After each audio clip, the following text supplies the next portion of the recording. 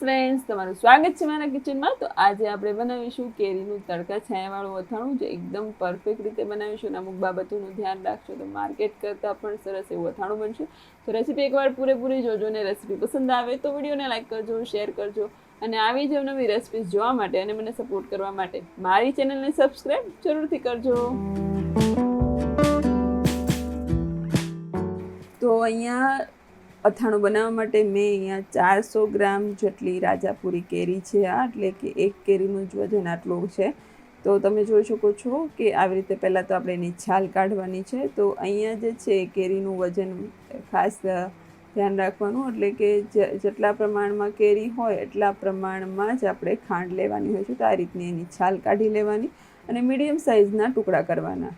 જે પ્રમાણમાં તમે કેરી લો એ પ્રમાણથી જ તમારે એનો ખાંડ ઉમેરવાની છે.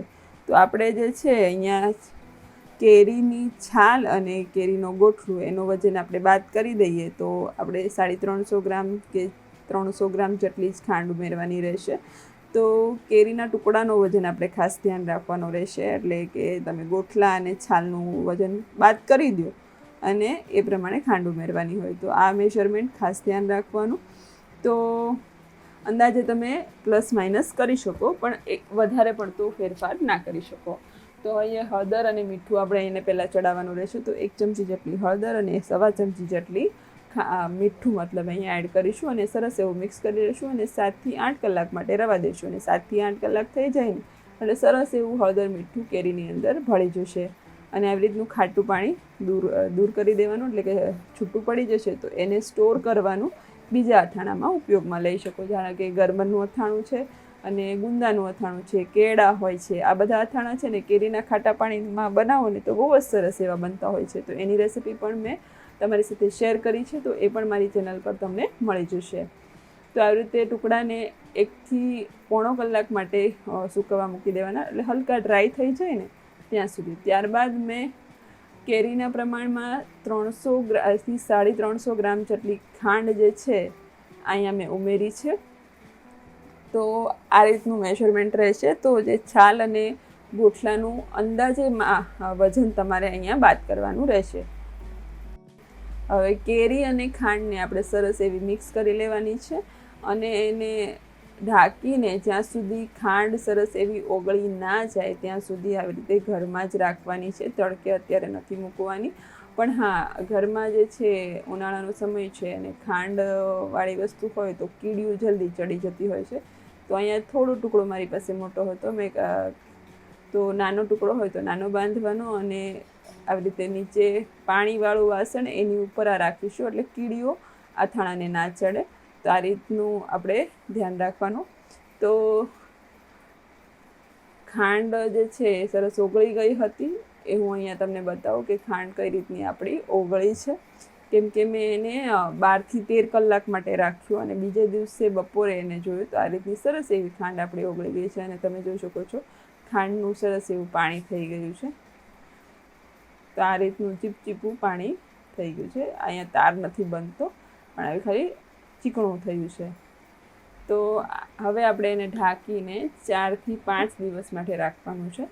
અહીંયા જે અથાણાનું પ્રમાણ જે છે ને એમાં થોડું ઓછું છે, અને જો તમે વધારે પ્રમાણમાં અથાણું બનાવતા હો તો સમય થોડો વધારે લાગી શકે છે. તો 1 તાર જેટલી ચાસણી આવી જાય, તૂટતા તાર જેટલી, આટલી ચાસણી લાવવાની હોય છે. તો તડકો હોય ત્યારે અથાણું મૂકવાનું અને તડકો જતો રહે પછી ઘરમાં લઈ લેવાનું, તડકે મૂકવાનું.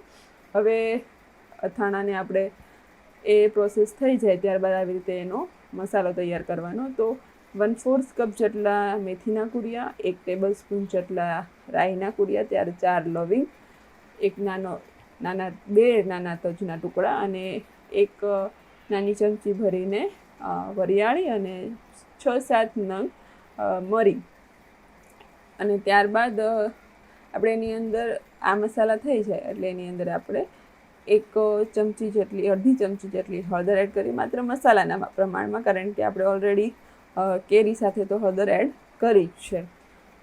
ત્યારબાદ એની અંદર સૌથી અગત્યનું ઇન્ગ્રેડિયન્ટ્સ એટલે કે હિંગ. હિંગથી અથાણા અને સ્વાદ ખૂબ જ સરસ આવતો હોય છે, એટલે 5 ચમચી જેટલી હિંગ એડ કરીશું. અને તીખાશ તમને ગમે એ પ્રમાણે અહીંયા મરચાંનું પ્રમાણ રાખવાનું. તો મેં 3 મોટી ચમચી ભરીને લાલ મરચું પાવડર લીધું છે. અહીંયા જે પણ મસાલા એડ કરો એ ફ્રેશ જ લેવાના, કેમ કે સિઝનમાં મસાલા હજુ હમણાં જ બન્યો હોય તો એ જ મસાલા લેવાના. જૂનું મરચું, હળદર કંઈ જ નહીં વાપરવાનું. અને 2 ચમચી જેટલું મીઠું એડ કરવાનું. અને બની શકે તો મીઠું જે છે હલકું ગરમ કરીને લેવાનું, જેથી કરીને એની અંદરનું મોઇશ્ચર જતું રહેશે ને તો અથાણું આખું વરસ સારું રહેશે. હવે મેં અહીંયા 1/4 કપ જેટલા તેલને ઉકળે, મતલબ કે ધુમાડા નીકળે ત્યાં સુધી ગરમ કર્યું હતું અને એને એકદમ નોર્મલ ટેમ્પરેચર પર આવે ત્યાં સુધી ઠંડુ કર્યું અને મસાલાની અંદર એડ કર્યું. અને આ મસાલાને થોડી વાર માટે ઢાંકીને રવા દીધું, એટલે કે એની અંદરની બધી સુગંધ જે છે એની અંદર સમાય છે.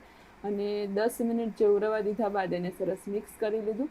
અને 4 થી 5 દિવસ થઈ ગયા આપણા કેરીને તડકા અને છાયાને આપીને. તો આ રીતની સરસ એવી ચાસણી આવી ગઈ છે. તો અહીંયા મેં ખ્યાલ નથી, તમને બતાવ્યો નથી, નકર 1 તારની મેં ચાસણી લીધી હતી, જે ક્લિપ મારાથી મિસ થઈ ગઈ છે. તમે 1 તારની તૂટતી ચાસણી થશે અહીંયા 4 દિવસ જેવું થઈ જાય ત્યારબાદ. અને આગળ જે મેં જણાવ્યું એ પ્રમાણે કે જો અથાણાનું પ્રમાણ વધારે હોય તો થોડા દિવસ વધારે પણ લાગી શકે. હવે બધા જ મસાલા મેં અહીંયા જે કેરી અને ખાંડવાળું મિશ્રણ હતું એની અંદર એડ કરી દીધું છે. અને આ અથાણું તમારે 1 દિવસ માટે તડકે મૂકવાનું રહેશે અને ત્યારબાદ 2 દિવસ એને રવા દેવાનું. એમ જ કોઈ પણ તમે કન્ટેનરમાં કાચની બરણીમાં મૂકો, એને 2 દિવસ રવા દેવાનું. અને ત્યારબાદ એને ખાશો ને તો સરસ એવો સ્વાદ આવશે, કારણ કે હજી થોડી કડવાશ હોય છે અને થોડું એનામાં બેલેન્સ હોય છે. તો મેં 1 દિવસ માટે એને તડકે મૂક્યું હતું. તો તમે જોઈ શકો છો એકદમ સરસ એ બધું મિક્સ થઈ જાય એવું બની, મતલબ બધા જ મસાલા એકસાથે મિક્સ થઈ ગયા છે અને એકદમ સરસ એક રસ અથાણું બની ગયું છે. તો મેથડ એકદમ સિમ્પલ છે જો તમને ખ્યાલ આવે તો. અને માત્ર અમુક નાની બાબતોનો ખ્યાલ રાખવાનો છે અથાણું બનાવતી વખતે. તો આ રીતે તમે જોઈ શકો છો કે એકદમ એકરસ આપણું અથાણું બનીને તૈયાર થઈ ગયું છે. હવે આ અથાણું 1 દિવસ માટે 1 થી 2 દિવસ માટે બરણીની અંદર એમ જ રવા દો ને તો એકદમ સરસ એવો સ્વાદ આવશે.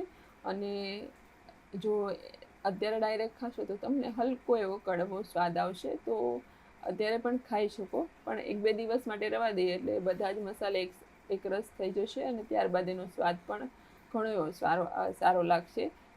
અત્યારે ખાઓ કે 2 દિવસ પછી ખાઓ, જેમ તમે અથાણું અત્યારે જૂનું થશે ને એમ સ્વાદ થોડો સારો આવતો જશે, કારણ કે એની અંદરની કડવાશ બધા વસ્તુઓ સાથે મિક્સ થઈ જતી હોય છે.